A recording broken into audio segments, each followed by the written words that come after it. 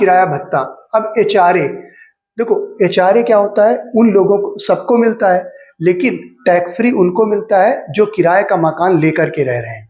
अगर आप अपने मकान में रह रहे हैं या ऐसे मकान में रह रहे हैं जिसका किराया आपको नहीं देना पड़ता, तो जितना आपको एचआरए मिल रहा है पूरा टैक्सेबल होगा।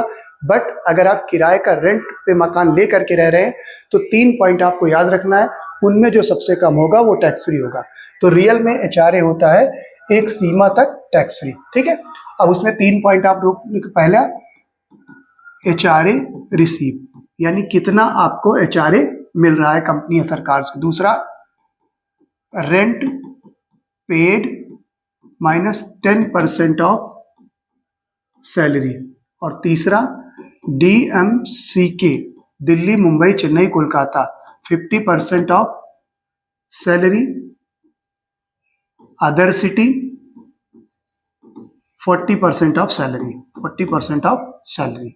अब इसको समझ लीजिए, देखिए कि अगर आपने किराए का मकान लिया है तो आपको नियोक्ता से कितना किराया मिल रहा है एचआरए, उसको लिखेंगे पहले। उसके बाद आपने जो किराए पर लिया है उसका रेंट आपने कितना दिया, तो रेंट पे कितना किया, उसमें सैलरी का 10% आप माइनस कर देंगे। अगर ये मकान किराए पे आपने दिल्ली मुंबई चेन्नई कोलकाता में लिया है तो वेतन का 50%, और किसी शहर में लिया है तो वेतन का 40%। इन तीनों पॉइंट में least of the following, least of the following, जो तीनों में सबसे कम होगा वो क्या होगा, कर मुक्त, कर मुक्त, टैक्स फ्री हो जाएगा, ठीक है। जो तीनों में सबसे कम होगा, तो यहाँ पे क्या है, एक सीमा तक कर मुक्त होता है ये। नेक्स्ट क्वेश्चन देखते हैं।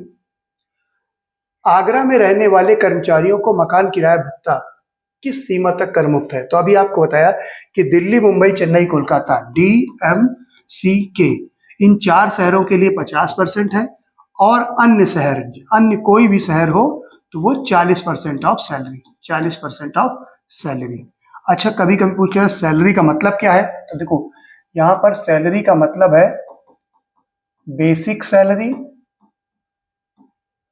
प्लस DA कंडीशनल, सेवा शर्तों के अंतर्गत अगर है तो जुड़ेगा, प्लस DP डियरनेस पे, महंगाई वेतन, plus percentage on commission on percentage, commission on percentage. यानी कोई फिक्स सैलरी है, आपने